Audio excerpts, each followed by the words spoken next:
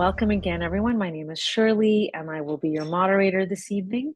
Tonight, we are so lucky to be joined by Crystal May, medical billing specialist and eAssist consultant, who will be presenting the essentials of dental medical billing. So just a couple of things, a couple of house rules that we want to get through. If you have any questions, we'd love to invite you to please type it into the Q&A box, and we will get back to you with an answer via email. So make sure just to get those questions in. We'll get to any that we can at the end of the night, but otherwise get them in there as they're coming up for you so that we can get back to you. CE is not available for this webinar, live or on demand. And we will be emailing out the recording of tonight's presentation to everyone who registered. Okay, so without further ado, I want to welcome you, Crystal, and thank you for being with us. I'll pass it over to you now. Great. Thank you so much. I appreciate the introduction, and thank you so much for taking the time this evening to join me and let me share some of my passion and on the topic of medical billing for dentistry. So before we get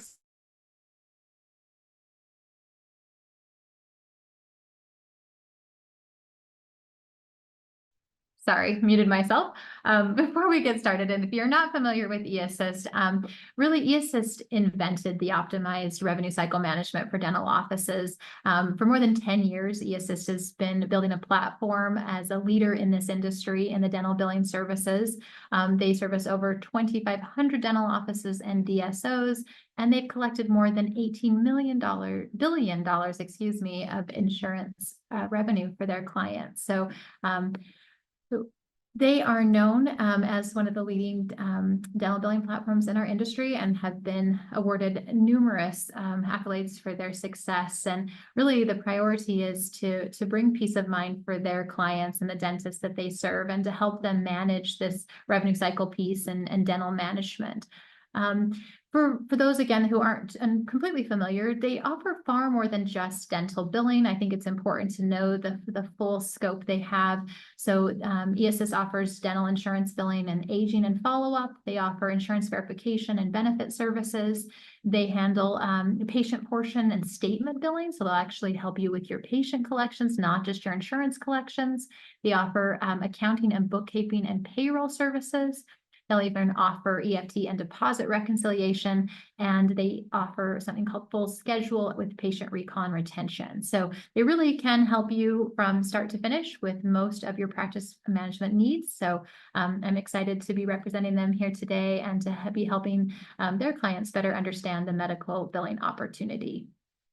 So for those that aren't familiar with who I am, my name is Crystal May. I've been in this industry for just under 20 years, and I am incredibly passionate about medical billing and dental offices. And I think there is an untapped opportunity for many practices to lean into medical billing. And you'll see throughout my presentation that this isn't about increasing revenue per procedure. This isn't necessarily your solution to be out of network and non-PPO dependent for the dental insurance. This is just an opportunity to tap into another payment source for your patients. So if we can help lower patient out-of-pocket expense, we can increase case acceptance. And we all win when that's the approach we take. So you'll notice I'm not going to talk a lot about the revenue. I'm not going to talk a lot about the allowables per procedure. This is just more about opening your eyes to the opportunity of what it would look like to offer this incredible service to your patients. So that's kind of the lens I'm coming from for this presentation. There is no way that in 1 hour I could cover all the things that you need to know in medical billing. And so I've kind of tried to highlight maybe a few of the topics I think are the most relevant, and I'll show you those in just a second. So today we're here to really understand how we can help patients afford the care that they need. Medical insurance is just another source of payment, just like dental insurance is a source of payment, and patient financing and credit card and all the other cash, all the other methods of payment are just there to help have the patient be able to afford the services they need. And so as we go through this presentation, I'm going to talk about just the basic differences between dental and medical billing. There's a lot of fear around medical billing that I want to try to help you kind of maybe overcome, just to understand how important it is to select the right diagnosis and procedure codes. And then some of the steps that I find are most necessary to be successful if you're going to be incorporating medical billing into your dental practice. So most of you probably know everything on the left. So the dental billing piece of it. So we have to use CDT codes, which are owned and administered by the ADA. You're not yet required to use diagnosis codes, although some of you may be experiencing that with Medicaid specific billing where they're asking for diagnosis codes. You've probably already seen it on your prescriptions, especially with controlled substances. They're requiring diagnosis codes to fill this prescription. So you may not be completely unfamiliar with the idea of a diagnosis code. In fact, I was just called in on an office a couple weeks ago who had a denial from Cigna Dental requiring an ICD-10 diagnosis code for a non-surgical simple extraction. So when I say not yet required, that's truly what I mean. It looks like there could be some tides turning, and we may be required to work within diagnosis codes in the dental space sooner than later. So those dental claims are submitted using ADA claim form. Dental insurance predominantly has a low deductible with a low max benefit. So low deductible, low getting started, but low max benefit. Seldom requires pre-authorization and applies to most of the treatment that you do in dentistry. Of course, some of those exceptions might be non-covered or benefits like Botox, TMD, sleep appliances, things of that nature. But for the most part, most of what we do would be billable to dental insurance. Now, on the opposite side, the medical billing piece, we use CPT codes as our procedure codes, and these are administered by the AMA. We are required to have ICD-10 diagnosis codes on every single claim that's submitted. We are required to submit our claims using a HCFA 1500 or the electronic equivalent.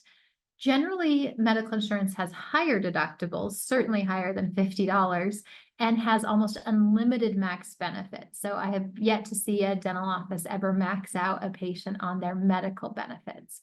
Medical often requires pre-authorization, and it only applies to certain dental treatments. So again, contrary, a lot of your stuff that you're going to be billing for, a lot of the treatment you provide are going to have to go through dental insurance because that's the policy it falls under. But when it's appropriate and when there's medical benefits available, there can be some huge advantages to billing medical. One of the most common questions I get is, do you bill medical or dental first? How does this work? So it's coordination of benefit. The patient has both. So you don't have to necessarily choose one or the other. But generally speaking, I recommend billing medical first if you are billing for a medical billing opportunity. And that's because they do have a higher deductible and they have a higher benefit without those PPO fee schedule limitations. You'll likely be out of network. So by billing medical first, you get to bill your full UCR to medical. And then any amount not covered by the medical, you can still bill to dental as a secondary. So that's just kind of a high level overview of the major differences between dental and medical. But no, you do not have to be contracted to bill medical. Some plans may require a contract, but as an overall rule, you do not have to be participating to bill medical insurance. So I'm going to cover the top 3 procedures covered by medical insurance. And like I said, I couldn't possibly cover the whole list of services and all the different opportunities. So we're just going to kind of laser focus on these 3 most common procedures. Now, if you don't see any of these applied to your office, you're still going to see some other codes and things I'm going to show you that may apply. But just know that they're covering things like CBCT, anything on the perio side even. We're getting some coverage for scaling and root planing and major laser or flap surgeries, FLANAP, things like that. They will potentially cover your exams and most of your radiographs in general. They don't have to be 3D. So there's a long, long list of potentially covered procedures. And some of those may even apply to these 3 categories. So let's start with, can't believe I've started to pass this. One of my favorite sayings of all time, it's not about the what you are doing, it's about the why you are doing it. So the only way to get medical coverage for any service is if you can prove medical necessity. So if you come up to me and say, hey, does medical insurance cover an implant? I don't know. Why does the patient need an implant? And in that case, how did the patient lose their tooth? So it's not about the procedure code. Procedure code is what might determine the fee you're paid, but the diagnosis code, or the why, is what's going to determine if there's coverage available and there's medical necessity has been proven. So starting with implants. These are true for all on X. This is true for a single tooth implant. The categories that are asterisked are those that are most common scenarios that we see medical coverage for implant services. So the low-hanging fruit of the party here is trauma and accident. So anything related to an accident. This does not have to be an ER visit or a police report or something traumatic. This can be a slipped and fell while walking. This could be a head butted by your toddler. This could be a trampoline injury. There doesn't have to be this big traumatic accident. Little things happen all the time that impact the oral cavity. So asking your patients, how exactly did this happen, may uncover a lot more dental trauma than you would have thought. We are starting to see more and more coverage for implants with the diagnosis of periodontal disease. So it's, a long known fact that periodontal disease will affect the long-term health of a patient's tooth, their bone level, and eventually their overall health. And medical insurance is acknowledging that by letting periodontal disease be a diagnosis code for a missing tooth, bone loss, and oral cancer, of course. And then you'll notice on the side, I have a list of systemic disease. Well, these are a little bit more challenging to bill for. They are sometimes, I would say, even the most rewarding. And that's because these patients have a health condition, some of which are out of their control, that has caused them some sort of oral impact. And they may have lost a tooth because of these things. So if your patient has GERD or osteoporosis or RA or diabetes, any of these conditions I've listed there is a possibility of getting medical to see the necessity and actually cover those implants. So I've got a few scenarios here. I find this is the easiest way to talk about coding, is to give you some examples. So this example is a 50-year-old male patient that has aggressive perio, extensive bone loss, non-restorable, periodontally hopeless, includes extractions, grafts, membranes, implant, and restoration. So how do we code for the diagnosis? Because that's what matters most, right? It's all about the why. So the very first diagnosis code, the primary diagnosis code, has to be the loss of tooth. So how did this patient lose their tooth? And there are really only 4 categories you can choose from. One of them is periodontal disease. So we have to say the patient first lost their tooth for perio. We're going to talk about the atrophy because the patient needs bone grafting, and we need to indicate that there's some atrophy of the bone. And then we're also going to follow it up with the perio diagnosis standalone. So tooth loss due to perio, atrophy, and because of the aggressive periodontitis. So that's how you would code the diagnosis for this example. Here's another one, 62-year-old female patient that's type 2 diabetic, chronic perio, mobility of multiple teeth. Treatment includes the full extraction, grafting, implants. First diagnosis, tooth loss due to periodontal disease. We've got our aggressive perio. Then we actually have been given a diagnosis code for type 2 diabetes with periodontal disease. So the medical community sees such a strong correlation between diabetes and perio that they've given us our own diagnosis code specifically for these patients that have both of these diseases. And then, of course, we need our atrophy code because of our bone loss. So you'll notice the primary is what matters. Having that first code be the loss of tooth is going to have to be key in order to have implants covered. And then my final example is a trauma patient. So we have a patient with who's 25-year-old, hit with a face with a basketball, 8 and 9, fractured, non-restorable. So the first diagnosis code is going to be fracture of tooth, and then the second is going to be the activity. So in this situation, it's really important that you understand that we have to describe the accident. We cannot just say it was a traumatic loss of tooth or there was a trauma case. We have to actually describe what the activity was that they were doing. And for example, I wanted to show you how elaborate these codes can get. If you've ever seen any of the funny memes or there's a code for that kind of stories, this is just some of the examples of diagnosis codes you can use for a skateboard injury. So you can see all the varieties. Were they alone? Did they collide with a stationary object? Did they collide with a heavy transportation vehicle or bus, right? Very specific. So there's even one fall from Heelys that wasn't truly a skateboard. So when I say there's a code for that, I truly mean there is a code for nearly every scenario you've never even thought of. So we do have to get specific. Now let's talk about the procedure code. So we would code those differently from a diagnosis. They were all different scenarios, but we would treatment plan and we would code the procedure nearly identical. So I highlighted a couple that I wanted to pull attention to. So you'll notice that this is not a one-to-one cross code. So one of the challenges with medical billing is understanding how to cross code the procedure codes between dental and medical. And so here's just a few examples. If the procedure code D6010 is being used, you could use either the CPT code 21248 or 21249. And I highlighted the differences on that slide. So if you're doing a single tooth or 1 to 3 per arch, you use 21248. If you're doing 4 or more per arch, you use 21249. So this is just again to kind of map out and show you the cross-code potential. Now, when you get into bone grafting, they've done it a little bit differently. They've given us a bone graft code per arch. So that's really important, is to know that this patient is having a maxillary bone graft, we have to use 21210. And if it's a mandibular, it's 21215. So again, just wanted to show you those differences. I highlighted that modifier 52, not that this is a coding course, but just to bring awareness that if you read the description of a bone graft in its entirety, it says it includes obtaining the graft. And unless you're actually doing that, obtaining the graft from the patient, then you need to modify the procedure to say that you're doing a lesser service. And so what they've done is given us a list of these modifiers to help explain exceptions to the code. So in this case, 52.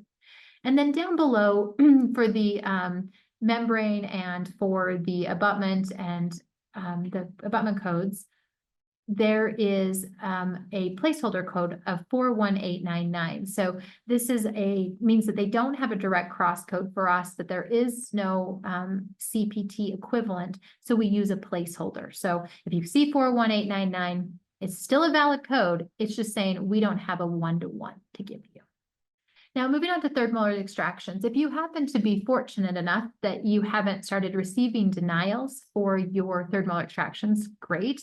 But we are seeing an increased number of dental insurances start to deny compacted, fully bony compacted teeth for needing a medical denial. And that's what they're saying. They're saying we need a medical denial in order for dental to pay.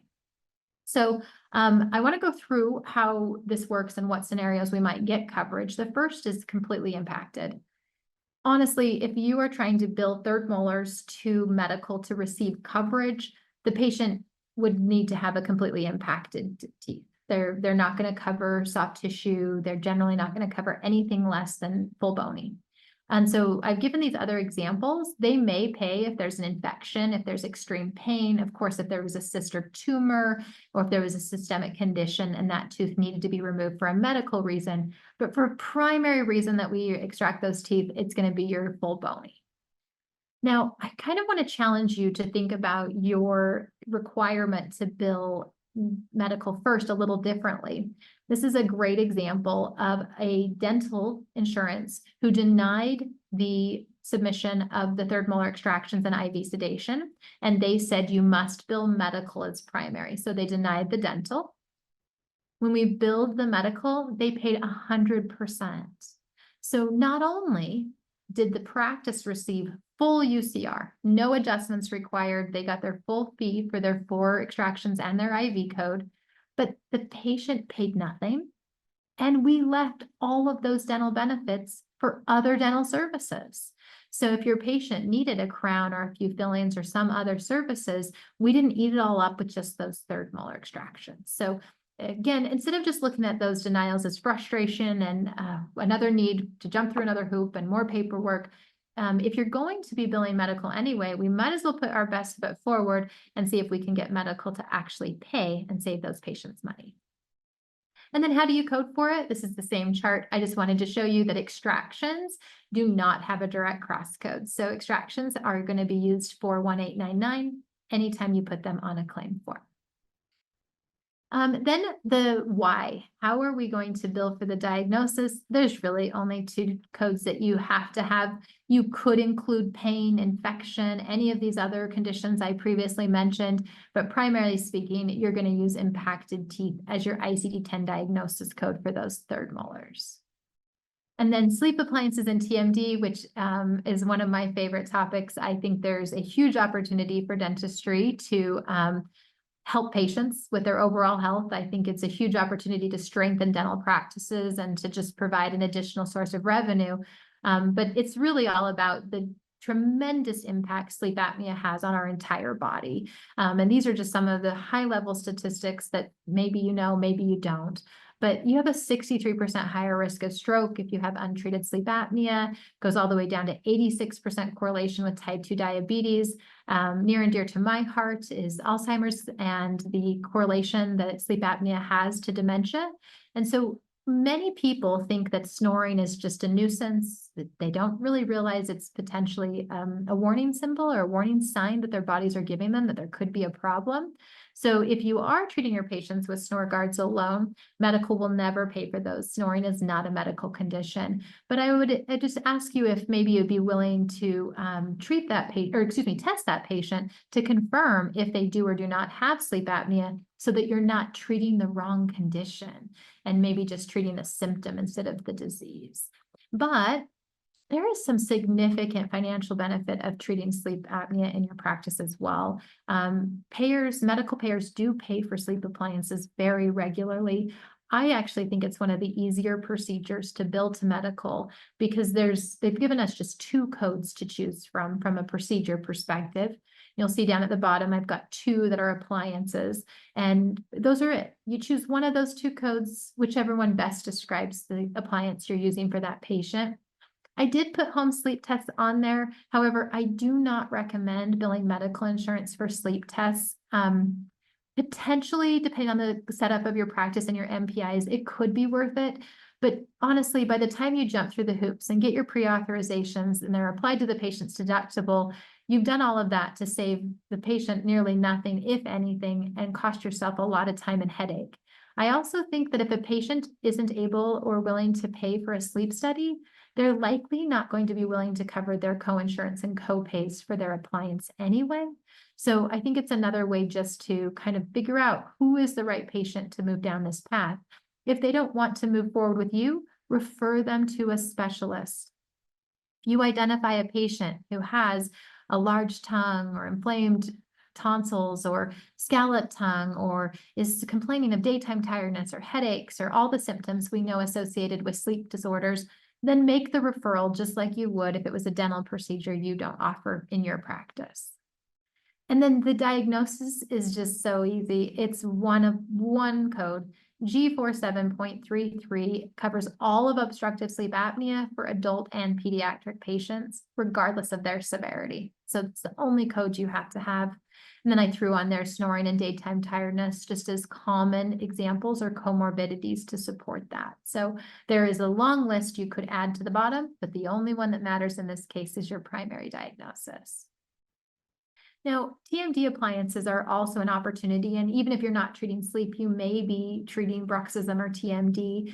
The one good way to kind of figure out if you should consider medical for certain services is if there's limited dental coverage. If dental's not paying for it, there actually is a good chance medical will. So I just think that is kind of a really quick way to ask yourself if medical is a good opportunity. So when you're billing for your TMD appliances, you're going to use a different codes. They're not the same as the sleep appliances. You'll see here, I've got your exam code on there. I've got your CBCT. I've got your appliance for your TMD. Then I also have a code on there you could use for models or casts if you're doing that. And I've even included the Botox codes on there for you. So TMD can go beyond just the appliance itself. You can charge for nearly every piece of this puzzle if you're billing medical. So that's something that you can learn lots more about, and there's a huge opportunity there. and then the why. Now, I see a lot of claims come through with headaches or migraines as the diagnosis for a TMD appliance. And depending on where you've received your training or how comfortable you are in headaches, that's fine. But headaches and migraines are not the easiest to get covered as a diagnosis code. This is because most of the medical insurance companies require you to have tried other sources of treatment before they'll pay for Botox for headaches. So they want the patient to try and fail at numerous other steps, medications and things. So I just want you to be clear, if you are using headaches as your diagnosis, you would need to have additional documentation that shows they've attempted other treatment, usually medication. But then there's a long list of other TMD codes you could use, and you'll see the little asterisk at the end. That just means there's additional detail available, and I didn't want to list all of them out, but everything from, right, left, bilateral, the severity of the TMD, if there's a disc involved, and all the things. So there's a diagnosis code for each of those. So if you maybe decide, okay, I want to identify if medical billing is a good fit for my practice and whether or not you place implants, extract third molars and complete sleep appliance or TMD appliances or not, these next steps apply to everybody. Any service that you want to explore medical billing opportunity, this is where we start. So the first step is proving medical necessity. The second is to complete a medical billing analysis. And the third is to make sure you've got proper documentation. So do we have a medical billing opportunity? And can we prove medical necessity? So I've created these questions for you. And you would just ask yourself, does the patient have a health condition that's affecting the mouth? So is something that's happening in the rest of the body manifesting or causing harm to the mouth? Or is the oral cavity have something going on that's affecting the rest of the body? This could be perio. This could be an infection. This could be a lack of ability to chew. So potential malnourishment or improper digestion, all the things that happen when patients are edentulous. Is treatment related to an accident or trauma? Again, that's a low-hanging fruit. Is the procedure medical in nature or not covered by dental? So this could be your TMD. This might also be your third molar extractions that are full bony. They're considering those medical in nature. Is the condition, is the coordination of benefit required? Excuse me. So if your dental insurances are denying them saying go medical, there's a good chance that we could get coverage, but you also may just have your hands tied. And if you want to tap into that dental benefit, you would go ahead and submit to medical. So if you answer yes to any one of those questions, then the answer is yes, you can proceed with the medical billing opportunity. So when we talk about, affecting of the mouth versus the body and the body and the mouth, the oral systemic connection is something I'm incredibly passionate about. I think we've just barely touched the surface of how important oral health is to overall health. And I think we have an opportunity when adding medical billing to the practice to see, to bring awareness, to teach patients, to show how important oral health is to the entire body. So there's obviously so many more than what's listed on my screen, but of course, a lesion, a biopsy, that is going to be medical in nature. If the patient is in pain, tooth pain and oral pain directly impacts sleep quality and quality of life and all of the things that patients could be affected by. Dry mouth syndrome, diabetes and stroke. We know the risks, the cardiovascular risk and the risks for metabolic disorders when you have poor oral health. And so this is, again, just an incredible opportunity to bring awareness to your patient that this isn't just about bad breath. This isn't just about bleeding gums. This isn't even just about the nuisance or the frustration of not being able to chew properly. This could directly be impacting their entire body. And then, of course, oral cancer, sleep apnea, you go down the list. We know this. So when you get a medical payer to say yes, that they will authorize services because of a medical connection, patients are far more likely to proceed. There is something that happens, a psychological impact that when a medical insurance says you need it, they believe them. It's sad, but true. Even when the entire procedure is eaten up by the deductible, we still see an increase in case acceptance because we have that, yes, medical agrees we need this service. So great opportunity there.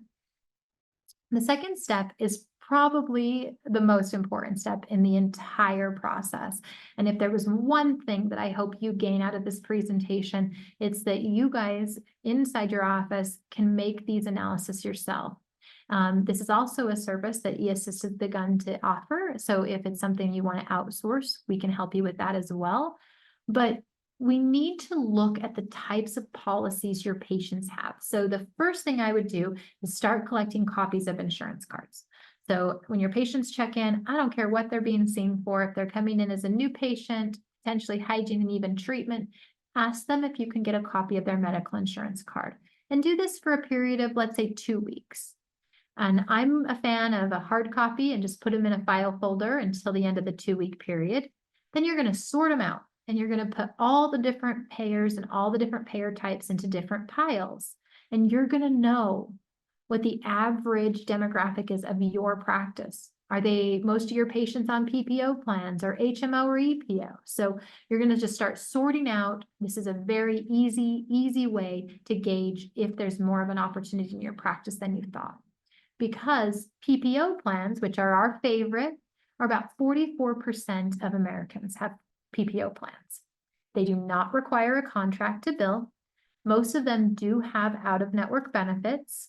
Many of them offer something called gap exception, and most of them offer contracts to dentists if you choose. So if you get a PPO plan, our first question was, is this a plan we can bill? And the answer is yes. PPO plans are a yes, yes, yes. Those are ones we'd want to explore further. HMO plans. There is about 15% of our country that has HMO plans. Most only have in-network benefits. So as I sit here today in California, Kaiser is very, very prominent in California. Kaiser is an HMO. They do not have out-of-network benefits if you're not a participating dentist. So if you see a lot of HMO plans, or specifically Kaiser, you may have less of an opportunity to bill for those particular plans. However, they do often offer gap exception. So gap exception is where you're an out-of-network provider and you want to bill a plan that has no out-of-network benefits. And they say, okay, if there are no other participating providers in the vicinity of the patient's home, usually it's 10 miles. If there's no other provider that's participating living near the patient's home, then they will give you a one-time exception or a gap exception approval. This can be called a single case agreement and a number of other things, but gap is a gap in participating dentists. And they do not want to have the patient suffer because there's no dentists in their area that take that insurance. If you get gap approval, they will pay you as if you're an in-network provider. So there is a maybe on those, and that's why I have maybe there could be opportunity. Then you have your EPOs, which are your exclusive provider organizations. They are far less common, but you'll still see them, and they have no out-of-network benefits, and they generally do not offer gap exception. So that one is a no. If you see EPOs, especially if you're just getting started, I would put that in the no pile. Then we go to more of our state and federal plans. So Medicare does offer benefits to dentists, but it's very, very limited. So before you consider contracting with Medicare and the federal government, I would just want to look and see what services you're providing that would be covered. So definitely do some consideration before you look at Medicare. But if you are not a Medicare opt-in provider, you cannot bill Medicare. So those red, white, and blue Medicare cards, that's a no. However, Medicare Advantage came in and messed it all up. No, they made it better. I don't know. But they made it possible for dentists to bill for Medicare patients. So if your patient's card says Medicare Advantage, it's also going to say PPO, HMO, or EPO.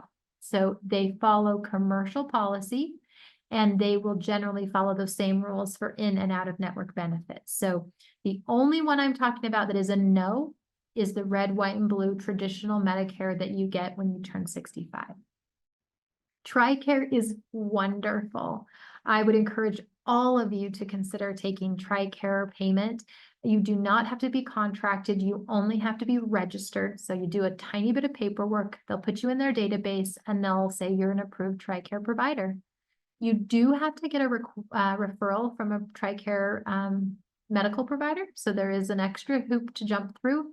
But once you get coverage, it's usually pretty phenomenal. There's good benefits. And I think it's wonderful for us just to offer support to our veterans and military. So I would say TRICARE is a yes all day long. And then Medicaid. Medicaid medical acts just like Medicaid dental. You have to be contracted, you have to be their provider. There's all of these specifics, but they have very limited coverage, especially for adults. So if you are getting a lot of Medicaid medical cards, those are going to likely be a no. Although, of course, that's a state-funded plan, so every state does have slightly different benefits, but all of them will require you to contract in order for you to bill Medicaid. So here's just some examples of what those cards would look like. So if a patient comes in and hands you a card that says HMO, it's a maybe. If they hand you a card that says PPO, it's a yes. EPO is a no. They try to trick you. Down on the lower left, you've got a United Healthcare that is a Medicaid card. And on the lower right, you have a United Healthcare card that is a Medicare Advantage PPO. So you do have to read the fine print, but all you're doing at this point is categorizing all the cards you've collected. So you're putting them in the yes, no, maybe pile. Then you're going to look at that pile and say, I have a lot of PPO plans. What should I do with those? You're going to do a medical billing analysis. You're going to figure out if there is a medical billing opportunity. You're going to collect the copy of the card front and back. So I'm glad I have that there. If you don't get the back of the card, you likely will not have the number you need to call for the verification of benefit. So really, a medical billing analysis is just a more detailed verification of benefit. And the reasons it's more detailed is because we're going to get down and dirty. We're going to ask all the things. We're going to ask what the coverage is for the procedure, code by code. We're going to ask if there's any limitations, if there's pre-authorization requirements, if there's anything that we need to know to get coverage for these particular plans. So this is a detailed phone call, and it can take some time, not only just to get through to the rep through hold time, but you're going to ask a fair amount of questions. So here's a list of some of the questions I do recommend you ask while you have that payer on the phone. So you're going to find out if the policy is active. You're going to confirm the type of policy, because maybe it's not super clear on the card. So are they a PPO or so on? What's the deductible? What's the remaining out-of-pocket max? Are there in versus out-of-network benefits specifically for your practice? And then code by code coverage, pre-auth requirements, and gap exception policy. So you're just going to go down the list, procedure by procedure, and ask these questions. If the outcome is good and you've got coverage potential, so you got a plan that's a PPO, you call them, the patient satisfied most of their deductible, they have coverage available for the specific procedures that you're offering, then to me, that's a yes. That is a proceed to the next step. And that's everything I'm proposing that you do, is start with the least amount of energy and effort. Get a copy of an insurance card. Divide them into piles to see what your demographic of insurance looks like. Call on the ones that are yeses and maybes, and identify if there is really a good opportunity. By doing it this way, you will know that PPO plans in your area that are Blue Cross or Cigna or Aetna cover implants and third molar extractions and sleep appliances and whatever other services that you're considering. So I think this is a great way to start. And then you can't go anywhere if you don't have the proper documentation. So I could do an entire training just on documentation and all of the critical pieces that should be in your chart notes. And not that any of you are specifically guilty of this, but I have seen a lot of really inadequate chart notes in dentistry. Single sentences that are to describe an entire procedure, or templates that are being used but not updated, and there's just blanks. Or the diagnosis being caries, and that's all that it says is caries. you may already be experiencing delays in claim payment, denials, things of that nature, claims that your team have to constantly appeal or have reconsidered. It could be your poor documentation. So the tried and true statement, if it's not in your notes, it didn't happen. So if you are doing these services and you're using extra care, or you have an extra extensive suture, or if you had to pull out a laser, or you have to use an additional product of some kind, it should be in your note. This will not only reduce your liability, it'll improve your billing process. This allows for faster claims processing, first-time approvals. It'll enhance your coordination of care. Your team will know what's coming next. If you have an associate or you have to refer the patient, everyone knows what's next. And you're just going to be purely in compliance, because as you start to look and audit your own charts, you may see that insurance companies could have found fault. Maybe your notes weren't really proving the necessity of what services you were billing for. So I can't stress enough how important I think having good, thorough documentation is. So I prepared just a couple of things here. One is just some examples of what you might want to include in your documentation. I'm a huge fan of the SOAP and the template, and I've got an example in just a second. Your notes should include informed consent and refusal. If your patient has agreed to proceed, they understand the risks and possible complications. This is critical for your liability reduction. It should include potentially a letter of medical necessity. If you have a complicated case and your patient has diabetes or a clotting disorder, or at high risk for other conditions, you may just want to write a letter explaining all of this. And this can be added to your chart note, all your radiographs. But radiographs are supposed to have reports with them. So if you took a PA, what did you see? If you took a bite wing, what did you see? Of course, with CBCT, we're often referring those even to specialty groups and radiology companies to have them interpret them. But what about your bite wings? So that should be thoroughly documented. If you took a perio chart, that could be part of your clinical note. Intra and extraoral images. Images are worth 1,000 words. So if you have x-rays, pictures, and things of that nature, those should be referenced and mentioned in your clinical chart. If you've received any referral letters from any specialists, if there's an accident, then that needs to be documented with an accident report. And then even the conversations you're having. If you are talking to a patient and they are telling you that their poor sleep is affecting their ability to go to work, or if they've been in so much pain, they've been maxing out their dose of ibuprofen every day, that goes in your chart note. That could be the difference, not only of your claim getting paid and medical billing opportunity, but potentially protecting you from liability. And then there's the specifics for sleep treatment. They do ask for very specific documentation when you're treating for a sleep appliance. And so there's a list there. For any of you dabbing your toe in sleep, you do have to work with a board certified specialist. Dentists cannot legally diagnose sleep apnea, but they've made it really easy for us in our industry to do this. There are board certified specialists all throughout the country that will virtually read your sleep studies, score them, and give you back a diagnosis, a prescription, and everything you need to be both legal and able to bill medical insurance. So happy to help you if anybody has questions about the sleep apnea piece. Your patients should be signing a CPAP affidavit, just acknowledging that they know that there are alternative treatments like CPAP and they are choosing the oral appliance. And then if they have any documented comorbidities, the daytime tiredness, the diabetes, the any cardiac situations. So those should all be in your notes as well. So here is just a summary of what a SOAP note is. Your subjective is where you gather information from the patient about their symptoms, their chief complaint, their concern. It should include the medical history, the medications, and so on.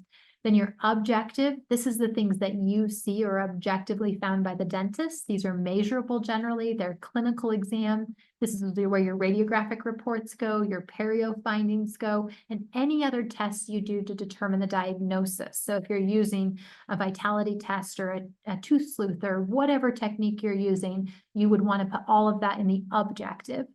The assessment is pretty much just a summary of what you see or find. So this could be the diagnosis. And this is if you actually are able to come up with a definitive diagnosis. This patient has XYZ. It goes in the assessment.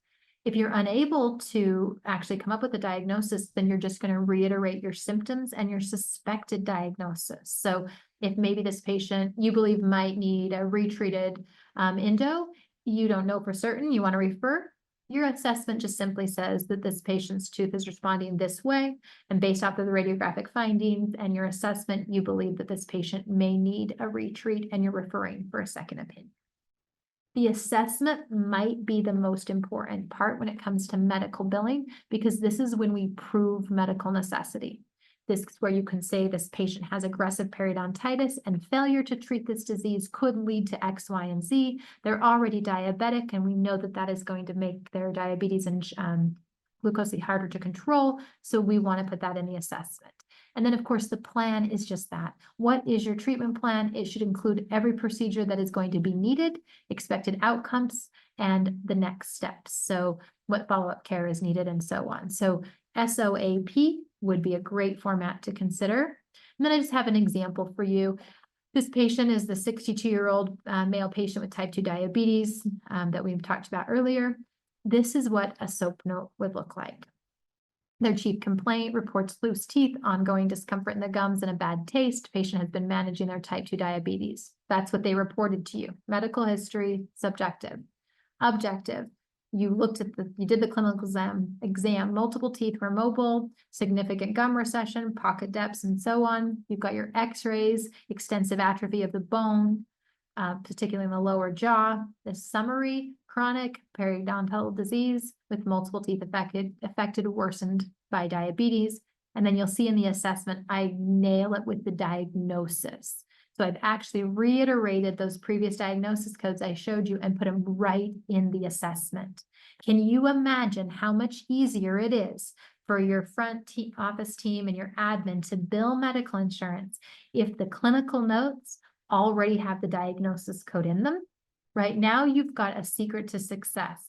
Your front office team is communicating with your back office team. Everybody knows what's happening, and the notes clearly explain the necessity for treatment. And of course, a plan is just what you plan to do for that patient. So, is medical billing right for you?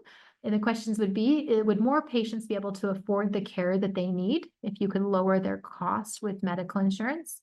Is case acceptance on large cases lower than you would like? If you present all on X or major restorative cases and few patients can afford it, this could be a great opportunity for you. Are your contracted fees lower than you would like? Are you potentially almost avoiding or regretting when you have a particular type of procedure on your schedule because you know you're practically losing money? Remember, when you bill medical, you're going to be out of network, so you get to bill for your full UCR. Do you want to separate your practice from others? I know that there's a lot of dental offices who want to remain independent and want to continue to build this strong oral health focused practice. This could be a great opportunity to even market to patients. Once you've identified the opportunity to bill medical, wouldn't you want an advertisement and marketing campaign to show patients, hey, come to us. Not only do we offer the best quality of care, but we'll even make it as affordable as possible by tapping into your medical insurance. And the real question is, are you willing to do a little bit of additional paperwork to help more of your patients? And that's truly what medical billing is a little bit more paperwork. So if you said yes, then I believe medical billing is something you should consider. Just to kind of recap eAssist and the services that we provide. Again, not only do we offer the dental insurance billing and aging, but we also do offer medical billing services for particular dental types and practice types. So if that's something you're interested in just a second, we'll give you a QR code. You can scan that to request more information. We offer insurance verifications and eligibility. We can help you with your patient statements and patient billing. We offer dental accounting services to help you with bookkeeping and payroll. We'll help reconcile your EFT and deposits, and we even offer patient recall and retention. So there's a full suite of services that eAssist can help you with from a revenue cycle management. And as I said earlier, really the primary goal is delivering peace of mind. You knowing that your revenue and your dental billing and your medical billing potentially are all in a good place, in good hands, and you have peace of mind in working with us. So Here's that QR code I mentioned. If you want to scan that QR code, you are able to get in touch with one of our sales team members, and they'll identify your current situation. They'll help you identify what services of ours might best serve you. And if you are looking at the medical billing opportunity, you'd likely jump on a call with me. So I've got a few minutes left for questions. So if there are any, please go ahead and put them in the chat and we'll see if we can get through those. Wonderful. Thank you so much, Crystal. That was really incredible information. And we do have some questions that have come in so far, so I'll go ahead and read those. First one is from Peggy H. May we access the slide deck at a later time, or will there be a replay available for this webinar? So I can't answer that. We will be sending the tonight's webinar to everyone who registered sometime in the next week. So you will be receiving that. This next question is from Christy Brumley. If calling medical INS to verify benefits, you said give procedure codes. Would we give medical codes? Where can I find the medical codes if needed? That's a great question. And yes, you do want to use the medical code. So if you call a medical insurance and first you're going to give them your MPI number, and they're going to say, you're a dentist. And you're going to say, I understand I am a dentist. Thank you for pointing that out. But I am billing medical services. And they're going to say, what are the services you're providing? So some of them will take the D codes for those unspecified. So the 41899, where we don't have that one-to-one cross code. So let's say an extraction.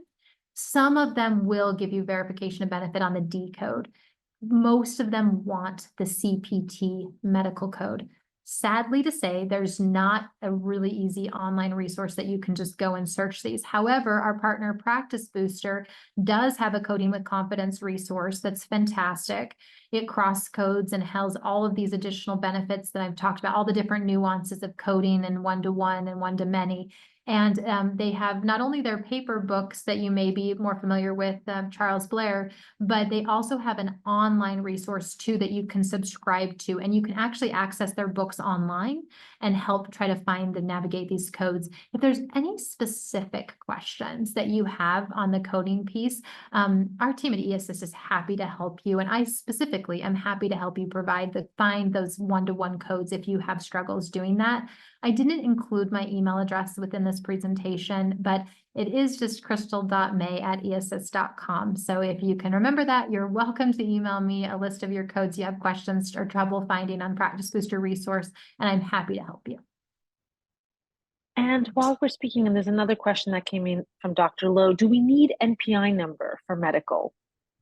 Great question. So you will have an MPI number as your individual MPI as just a provider. When you first get started, that's fine. For these verification steps and everything I've talked about today, your individual MPI is adequate. If you're going to begin billing medical, one of the first steps I'm going to recommend is getting a type 2 or organizational MPI.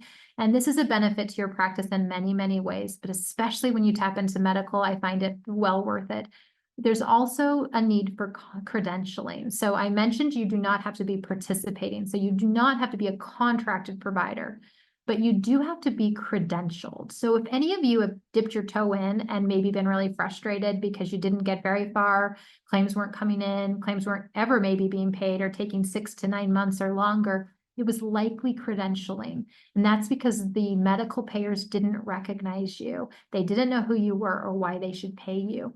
When you credential with medical insurance, you're not agreeing to fees, but you're telling them, this is who I am. I'm a dentist who does medical services, and this is how I expect to be paid. So yes, you can use your individual MPI, and you can even use it to bill medical, but I strongly recommend, it's free to get a type 2 MPI. You just go to the website, it takes maybe 10 days to 21 days, I'm not certain what it is right now, to get your MPI back, but you will have a smoother path forward with a group MPI.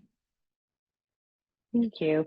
And another question from Peggy H. How is your experience with orthodontics treatment? Is it mostly going to the dental plan, and what about families whose PPO don't have ortho coverage? Great question, and I wish I had a better answer. There is not a lot of coverage for ortho. I've only seen ortho coverage in a very few, very specific examples. Those examples I can think of include pregnancy-induced. We had a patient who had an exam pre-pregnancy. Their teeth were completely in alignment. During pregnancy, they began to move. Post-pregnancy, they were out of alignment. There was actual crowding, and we were able to prove medical necessity and medical paid because it was a hormonal pregnancy induced. The other scenario I've seen is an accident. So if you've had a patient who's had a really traumatic accident and things are pushed out of alignment, I would love to take on the challenge of medical billing for congenitally missing teeth or other significant, really, it's almost malformation, right? Like things didn't come in the way they were supposed to. There's codes for that. There's a diagnosis code for all of the things I'm describing. And so I'll tell you just my personal experience is very few orthodontists are billing medical. So we really don't have enough data to say if it would work or it wouldn't. But if we were going to, it would need to be pretty complicated. I don't think we're going to get coverage for minor anterior crowding. Even a minor crossbite, we're probably not going to see coverage anytime soon. But I'm up for the challenge if you are. I love it. And from Dr. Lowe, where should we register for a type 2 NPI? I don't have the website off the top of my head, but it is, I think if you just Google NCPPES, it's just Google NPI request, I believe, or something like that, it should come up. But if you want to, I can find that website and respond to you via email to make sure you're in the right place. That's wonderful. Thank you. And Dr. Lowe, please make sure to include your email. This question is from Hilton Title. I had my medical claims rejected with insurance company saying ICD-10 diagnosis code and an indicator of 0. What is the indicator? I'd have to look at it to be certain. I'd have to look at the actual denial to know what I'm talking about, but there's a couple things it could be. It could be that the ICD-10 code wasn't specific enough, so it just was an unspecified. So those examples I gave you that had the little asterisks, it meant you had to add more characters. So they are very specific. They'll put like a placeholder code and say, this is all TMD, but then you can't just use this all TMD code. You have to get really granular and it's right or it's left or it's bilateral or all these specifics. So it could have been the specificity of your ICD-10 code. So that could be it. It also could be the way your claim was submitted. So there is a particular box on the claim form that has to be marked for ICD-10. If by chance that box wasn't marked, our old coding was ICD-9, and it could have been looking at a wrong code set. So it could have actually been saying you're not using the right code set. So again, if you want to submit that via email, just redact patient information for me. I'd be happy to respond specifically on that denial. That's wonderful. Thank you, Crystal. And Hilton Title says it was the same rejection letter saying, please submit with a valid diagnosis code for each of the dates. So Hilton Title, if you could include your email as well, that would be great. Yeah. Yep. And if it's an invalid code, it's probably not specific enough is my guess. So happy to look at that. Also, the code changes are announced in October, but take effect in January. So you may have been given a code that wasn't yet valid, or you could be using an old code. So there's a few different things. Again, just send it over via email. I'd be happy to look. Excellent. And here, Magda Anna is asking the question, is there a recording? The email I received had an invalid link for the Zoom. And yes, Magda Anna, we will be sending the tonight's webinar, which is being recorded live. We will be sending that out to you sometime in the next week. This question from Laura Henry Abdul, can osseous surgery or periodontal procedures be billed to medical if dental denies the pre-authorization? Absolutely. We're getting coverage for everything as basic as SRP. So if you've got doesn't matter if it's chronic or aggressive, but if you have an advanced periodontal disease patient and they need intervention, I would absolutely consider looking at medical. Again, the advantages are, I didn't really explain this, but I will really quick. If you tap into medical for the perio treatment, it's really likely that we'll also get coverage for additional therapies. So it's not like we treat a perio patient once and we say, great, you're done, right? We have to keep on potentially additional services and treatments, but even the maintenance plans. So there's some pretty big advantages when we can tap into the medical billing for perio. It can be a big deal for these patients. And then don't forget, everything we bill to medical leaves those precious dental benefits to be applied to the dental services. So instead of using up all of their benefits in SRP, which is still probably the best choice for the long-term health of the patient, but then they start prioritizing right quadrant, left quadrant, lower, right, all these things. So now we can say, if we can tap into medical, they still might have enough of those dental benefits left to pay for their basic restorative. And so I want to be clear too, for those that are listening, this isn't to replace dental insurance. This is to meet up with dental insurance where they are lacking. Dental insurance is lacking in advanced coverage for major surgeries and advanced patients. Dental insurance is lacking for patients who need more than $1,500 worth of dental care a year.